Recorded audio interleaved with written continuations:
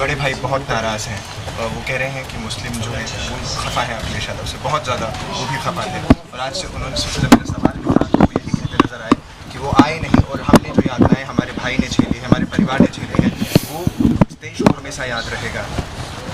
دیکھیے،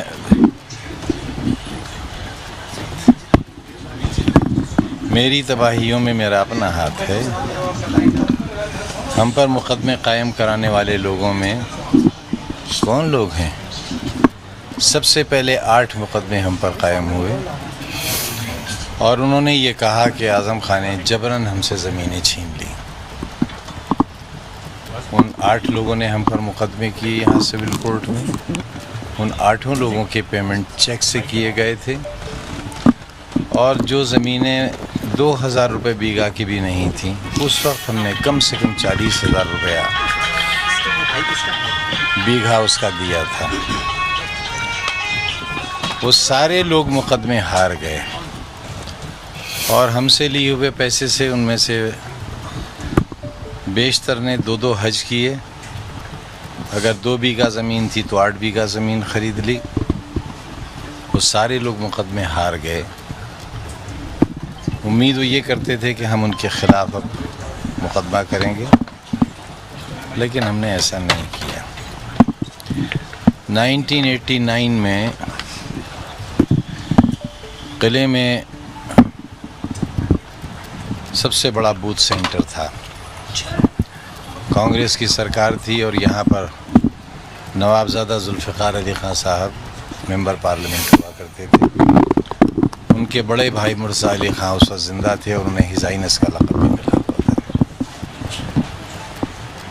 میں، میری بیوی، میرا بڑا بچہ بہت چھوٹا سا تھا، اور چھوٹا بچہ گود میں تھا، میری 3 بہنیں ووٹ ڈالنے گئے تھے، اور اس وقت قلعے کے ایک دروازے سے 4-5 جیپیں داخل ہوئیں فائرنگ کرتی ہوئی، اور اس وقت کے ممبر پارلیمنٹ ان میں آگے تھے، اور میرے سینے پر اس طرح 7-8 تمنچے لگا دیے گئے، جن میں جرمن پسٹل بھی تھے۔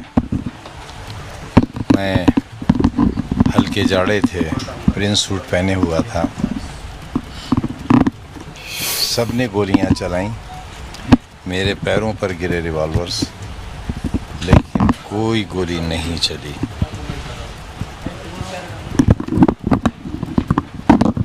پولیس فائرنگ ہوئی، کئی 100 راؤنڈ گولی چلی،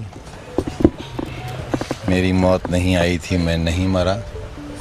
اور اسی میدان میں، جس میدان میں یہ حادثہ ہوا تھا، پہلی بار سرکار بنی، میں نے وہیں ہیلی کاپٹر اتارا، اور لوگوں سے پہلی بار یہ کہا کہ تم نے سنا ہوگا اللہ ہوتا ہے، تم نے سنا ہوگا بھگوان ہوتا ہے، میں نے دیکھا ہے اللہ ہوتا ہے۔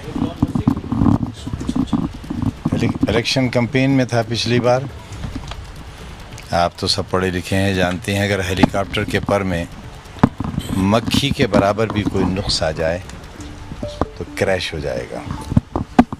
2 پروں کا ہیلی کاپٹر تھا، اور تقریباً اتنا بڑا ٹکڑا ٹوٹ کر ہیلی کاپٹر کے پر کا اڑ کر دھماکہ ہوا بہت زوردار۔ ہیلی کاپٹر ناچتا رہا، کبھی ہائی ٹینشن وائر پر اترتا تھا، کبھی جا رہی تھی ٹرین اس پر اترتا تھا۔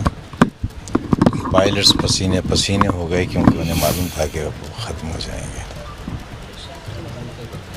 اس وقت ہم نصر من اللہ و فتح قریب صرف ایک ہی دعا یاد رہی تھی، گھبراہٹ میں سب بھول گئے تھے، اور وہ ہیلی کاپٹر زمین پر گرا، اور وہ ایسی جگہ گرا جہاں سے آلو نکالے گئے تھے، اور کھیت بہت نرم تھا۔